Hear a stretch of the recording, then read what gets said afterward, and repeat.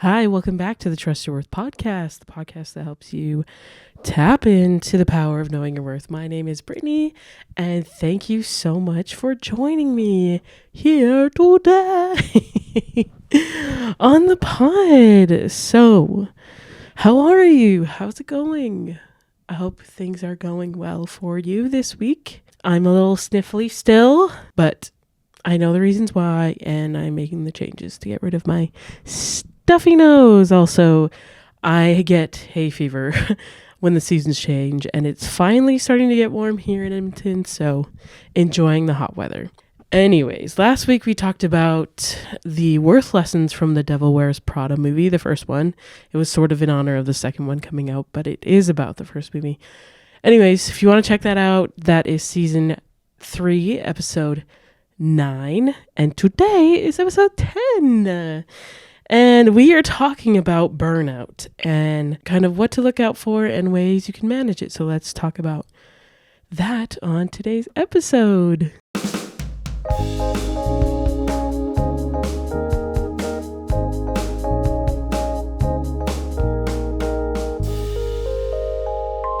Okay, so if you are listening to this episode, then maybe you are dealing with burnout, or maybe you just want to be prepared for when it happens to us, because I'm sure at some point in everyone's life, you are probably going to get burnt out.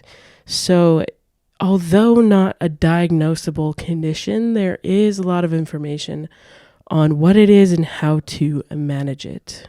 So this is from Melinda Smith in an article titled Burnout, Symptoms, Treatment, and Tips on How to Deal. This is from helpguide.org. So I will link this article below. I'm just going to read this directly because I think her definition of burnout is succinct enough for us to understand. So, quote, burnout is a state of emotional, physical, and mental exhaustion caused by excessive and prolonged stress. The World Health Organization classifies it as a occupational phenomenon rather than a medical condition. It occurs when you feel overwhelmed, emotionally drained, and unable to meet constant demands. As the stress continues, you begin to lose the interest and motivation that led you to take on a certain role in the first place. Burnout reduces productivity and saps your energy, leaving you feeling increasingly helpless, hopeless, cynical, and resentful. Eventually, you may feel like you have nothing more to give, close quote. So a lot of stuff in there. So like I said, not a diagnosable condition, but definitely one that therapists especially know about. So if you do feel like you need professional help, as you know, I always encourage you to go seek out a therapist who knows what they're talking about, because I'm not a professional. So if you feel like professional help is needed, please go seek it out, especially when you're burnt out. Some of the signs and symptoms you might notice if you're feeling burnt out is that you're drained and tired most of the time. You have lowered immunity and frequent illnesses. There's frequent headaches or pain. You have a change in appetite or sleep habits. There's a strong sense of failure or self-doubt. You feel helpless or trapped or defeated. You're attached or feeling alone in the world. There's a loss of motivation, and you increasingly have a cynical or a negative outlook on life. And you have decreased satisfaction when you do accomplish things. Other things you might do, you might withdraw from responsibilities, so just cancel on everyone and everything. You start to isolate yourself from others. Never a good sign. Procrastinating, so you're taking way longer to get things done. You're using food, alcohol, or drugs to cope. You take your frustrations out on others, and you skip work, or you're late, or you leave early. These are all signs of burnout. So the authors of this article talk about the different types of burnout you can experience, but I want to focus on kind of the causes and the things we can do to course correct to help us overcome the burnout. But just as another important thing that was in this article, as I said, please read the articles that I link below. Like, they're so important, and they're going to give you more information, more than I'm giving you here. I'm trying to summarize it in a way that will get you thinking about these things. And then hopefully you'll dig deeper if this is something that is affecting you. Okay, so burnout and depression can be difficult to distinguish from the other. Most times burnout leads to depression, but there's important distinctions that might be helpful to know. So depression is medically diagnosable. Burnout is mostly caused by external factors such as work, parenting, or caregiving. And depression is usually caused by a combination of genetic, psychological, and environmental factors. So yes, like stress is involved, but it also has to do with your genetic makeup and, just chemically what's going on inside your brain. So depression will deal with that. That's why medications can be effective in treating depression. When experiencing negative feelings and burnout, they usually apply to specific areas such as work or parenting or caregiving. Like there is a specific source of the stress. Whereas when you're depressed, it may relate to every single area of your life. So an important distinction for sure. Recovery from burnout resolves managing the stresses, and depression treatment may take medication, therapy, and lifestyle changes. So a lot longer road for depression than it is for burnout. So usually we can solve a burnout quicker, whether it be by vacation, just taking a break, or learning how to manage that stress that you're specifically dealing with, or some other things. Well, let's get into that. Let's talk about some of the causes of burnout. So work-related causes to burnout: feeling like you have little or no control over your work. There's a lack of recognition or reward for your good work. You have unclear or overly demanding job expectations. So let's say they keep throwing you stuff that you should be getting paid for and you're not. So fight for yourself. Doing work that's monotonous and unchallenging, that can be frustrating. Working in a chaotic or high pressure environment. Have you seen The Pit? Anyone who's seen The Pit, that is a chaotic and high pressure environment. I'm sure all of those people experience burnout, probably, if not weekly, monthly for sure. So I hope if you are in the medical field, you have maybe some of these tools will help you from experiencing burnout. Okay, some lifestyle causes of burnout are working too much without time for socializing or relaxing. So if work, as I talked about in last week's episode, if you look at Emily, the assistant to Miranda, she is a workaholic. Her life is her job. She has no work and life balance. So the job literally almost kills her. And yeah, she had to take a break when she got hit by a car. So I'm sure she was burnt out, and that break came not at an ideal time for her, but her body was like, no, we're not doing this. Just an example of working without relaxing. This one I thought was very interesting. The lack of close supportive relationships.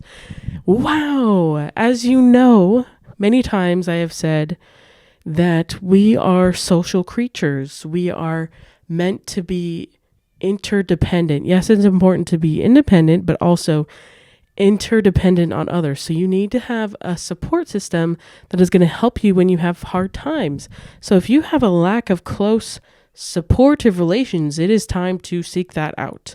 I encourage you to make friends, and it's going to take some time probably to find your besties. I have some incredible friends, and they've all come from different stages of life. It's not many lifetime friends that I have. And not every friend you make is going to be a lifelong friendship, but it doesn't mean that you shouldn't try.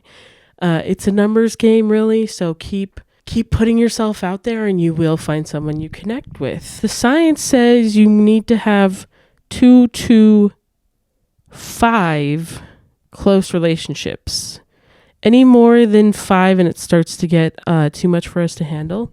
And I think it's important to have more than one, because sometimes that one person is busy because they're busy with their life. So having others to call when you're down and out is really important. So I can understand why a lack of close supportive relationships can lead to burnout, because if you're not able to connect and not being able to refill those social tokens is going to take its toll. Okay, another lifestyle thing that could cause burnout is taking on too many responsibilities without enough help from others. So actually, I was just watching Hometown, and Hometown is my like ultimate home reno show. I love a reno show, HGTV. I'm your biggest fan. But Hometown is like probably my all-time favorite. Anyways, Aaron and Ben, who are the stars of the show, they are running, they said 4 companies and flipping 5 houses, like usually around the same time. I can't imagine flipping one house, like renovating one alone, but they're doing 5, like insane. So they're in business with their best friends. It's like Aaron's cousin, and then her best friend is married to her cousin, and then their other cousin does the woodworking with Ben. Anyways, there's 5 of them, and they're all in business. And there are 2 buildings in Laurel that just came on sale, and they were like, we want to buy this historic building and turn it into a hotel.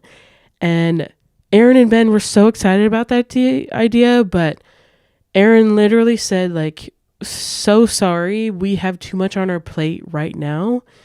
We're flipping like 5 homes. We encourage you guys to try and start this new business venture.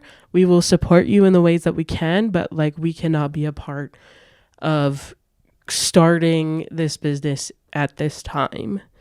And I was so proud of Aaron because like starting a hotel, like they would be the perfect people for that. Especially, I'm sure they're going to be involved in designing the hotel, but like the day-to-day operations and running it will be their 3 best friends because they decided to move forward with it. But I'm just so proud of Erin that she recognized that if they were to take that on, it would be too much for them and they would not be able to be effective and their most 100% authentic self. It was just too much for her and Ben at the time. So she knew not to take on too many responsibilities without help from others. So she just knew like her team was going to be busy. So she still encouraged her friends to go after that business, but also was protecting her peace and set that boundary. And I was like, that's awesome. So I don't know if you watched that on Hometown. It was the most recent episode, but yes. Such a cool example of this. Okay. I feel personally called out for this one, but not getting enough sleep. Sleep is so important, especially if you need to heal. That's pretty self-explanatory. You are going to go crazy if you're not sleeping enough. So figure out your ideal number. Women, you need more sleep than men. So it's 8 to 10 hours of sleep, ideally every night, and try to get on a sleep schedule. Anyway, sorry, I'm already offering solutions to these. Personality traits that can contribute to burnout. Perfectionistic tendencies. Nothing is ever good enough. My perfectionist. It's time to learn how to let go. I think I did an episode on this. I'm pretty sure I did.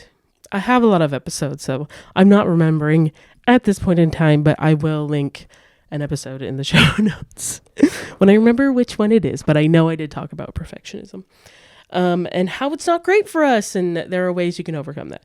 A pessimistic view of yourself in the world. If you are listening to this right now, you are already taking a step to overcome your pessimistic view of yourself because you want to learn how to love yourself, and that's what we do here. We learn how to trust what we inherently are and have and how enough we are and use that to create our dream life. So thanks for joining me on that journey, and I hope this does help you on your own worth journeys. The need to be in control and the reluctance to delegate to others.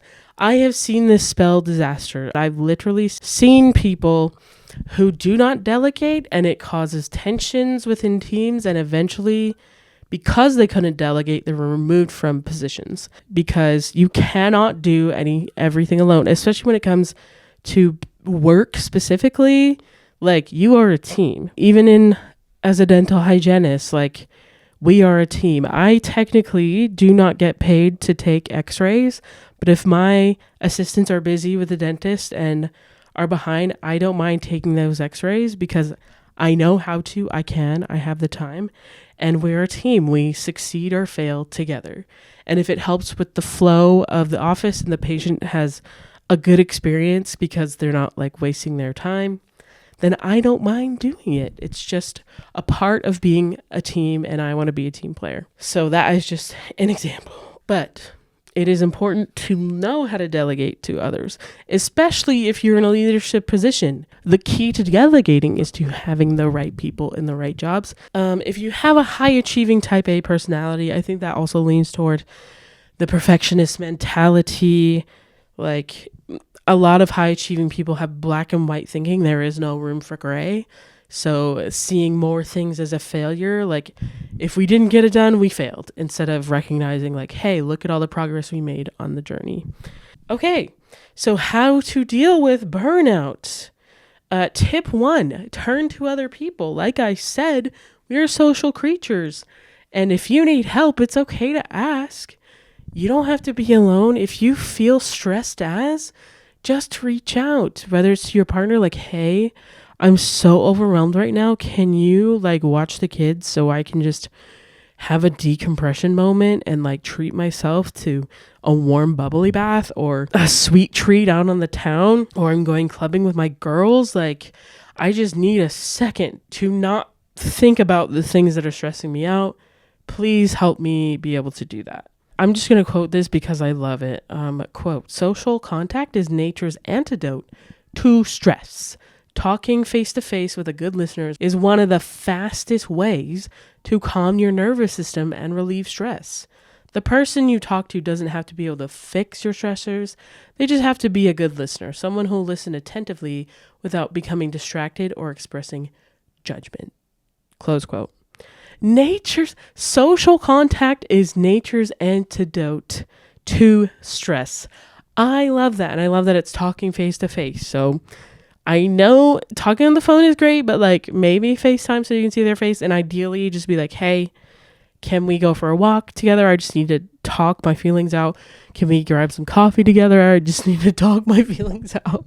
Yeah, so reach out to someone, especially those who are closest to you. So your family, your friends, your partner. Opening up won't be a burden to them. They are going to be flattered that you trusted them with your vulnerable feelings, with the hard time you're going through, because you'll find that your friends and loved ones, people who love you, they'll help you because they love you and they want to help.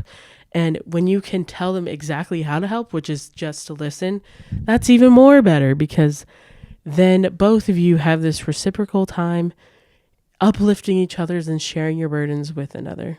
Okay, another way you can turn to other people is to be more sociable with your coworkers. If you're not laughing at work, then I think you're doing it. Personally, I think you're doing it wrong. I hope that you're having a good time at work. Obviously, you need to be professional and get things done, but there are ways to have fun, to enjoy being with the people you're with, just getting to know them and talking about the things that excite them is going to make work go by better, because when you're connected with your coworkers, with your team, when you have a hard day at work, you know that binds you together. That binds those people together. That's happened to me so many times in my job.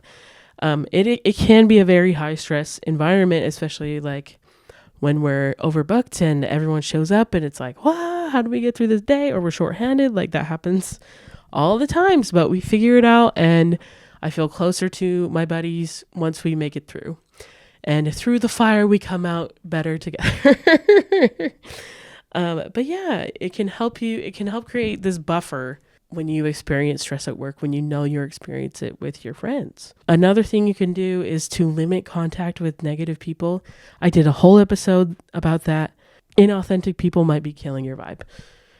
So check that out. But yeah, negative people don't need that kind of negativity in your life. Okay. Another thing you could do is to connect with a cause or a community group that is personally meaningful to you. So giving of your time, volunteering, a soup kitchen. I volunteered at the food bank before. Just feeling like you're helping others is a really great way to get out of your head and just experience being a human, and being able to help others is just like an awesome, awesome feeling. Okay, another thing you can do is to reframe the way you look at work. Okay, they say in here that if it's your job that's stressing you out, the quickest way to get rid of that stress is to just quit your job and get a new job, which, that's terrifying. And I feel like very brave people can do that. And financially, I know that I'm not in a situation to do that because of my lifestyle. So there would have to be a lot more changes in order for me to quit the job that I currently have. And I am making changes slowly. Like, there's nothing wrong with making progressive changes, but I'm a little stressed out because I feel like I'm working 2 jobs doing this podcast. I'm trying to do other things and all that. But when changing your job is not a practical solution, these are some ways that you can help to reduce the stress while you're at work. When your job is mundane and monotonous, you need to try and find some ways to value your work. So when it gets hard at my job, because I chose dental hygiene for the money, I will not lie. This is why I'm trying to change my career, because it's so hard on my body. I've been doing it. I've been doing it for 8 years, and I've had tennis elbow in both elbows. Like, this hurts. I currently have an injured thumb, so my thumb hurts all the time at work and after work. I have to ice and heat just to make it to the next day. And I find the job can be monotonous in the sense that, like, you're doing the same 3 things in the mouth. You just scale, you polish, and you put the fluoride on. You floss and then you fluoride, and then see you next time. So it can be monotonous, but I've been able to find value in the work. When I think about education and how many people come in and they don't really know how to brush their teeth, like, it's not really taught in schools, and there are some certain techniques that really do help in keeping their teeth cleaner. And I've seen people who come in and, like, their gums are so bad, they're bleeding. Just looking at them causes their gums to bleed. And then the next year they've been doing what I've asked them to, and they have clean teeth. And it's freaking awesome when they understand how they can really heal their gums when they're taking care of their teeth and gums properly. I also work on reserves. I'm Navajo and English and Samoan. So I am Indigenous, and I think it's so fulfilling to be able to give back to my people. Wow, I'm getting emotional about it. To work in those communities that are important to me and actually are underserved. I work out in the Saddle Lake Reservation, and I love it there. It's one of my favorite offices that I work at because the people are so great out there. They're so kind. They're the chillest patients I have. Like, I find in city clinics, some of y'all can be divas. But out there, they're just like, yeah, do what you gotta do. I'm here for my teeth. So it is so fulfilling to be able to help my Indigenous community, and that has added value to my work. So those are the kind of things I think about when it gets hard. Woo, didn't think I'd get emotional about that. Okay, another thing you can do if you hate your job or you're struggling with it, it's stressing you the F out, then you need to find balance in your life. So that means you can look for satisfaction and meaning elsewhere. So having like an amazing, maybe you join a band, or maybe you volunteer and help others outside of work. Focus on the parts of life that bring you joy. So for me, that's volleyball. I get so excited when I play volleyball. The season ended not how we wanted it to, but still so grateful and happy that I get to do something so fulfilling and that I love to do. Like I said, make friends at work.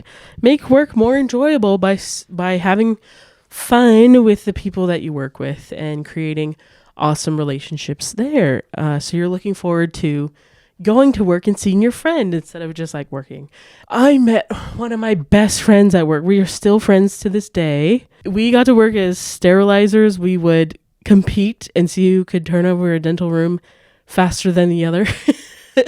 It made it so fun, and it was so awesome to go to work. We did get in trouble a couple times for laughing too much, but it was such a great time, and I miss working with her, but I'm so happy for her, and we're still in touch. So I'm grateful for that awesome friendship that I still have. Take time off. If burnout seems inevitable, hello, have a vacation. You saved up those vacation times. Having something to look forward to, I'm going to say every quarter. So I've started doing that. I usually take a trip like every 3 to 4 months, and usually they're pretty short. They're like They're 3 to 4 days, just like a weekend away. And I'm loving it. It's been great. And it always gives me something to look forward to. And I think about when I'm working, like, oh, if I work hard now, like I'm going to have so much money to spend while I'm on that trip, wherever I am. And if you need a place to go, Prince Edward Island, my favorite place to plug. That was my most magical vacation last year. And everyone should go to PEI in the summer. It's magical. Okay, another thing is to reevaluate your priorities. So burnout is an undeniable sign that something in your life right now is not working. So take time to think about your hopes and your dreams and figure out what's important to you. Are you neglecting your dreams? So you need to set boundaries and try not to overextend yourself so that you have time to create the things that you want to in your life.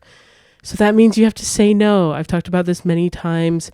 Please listen to season 1, episode 2, how to trust yourself. That there's a big lesson in there on how to say no to things and how to prioritize what's important to you so that you can focus on what you want to instead of wasting your time with people and things that you don't want to do. And rule number 1, if you don't want to do it, then just say no. Just say no. So if you say no, it means you have more time to do the things that you actually do want to do. And say yes to those things.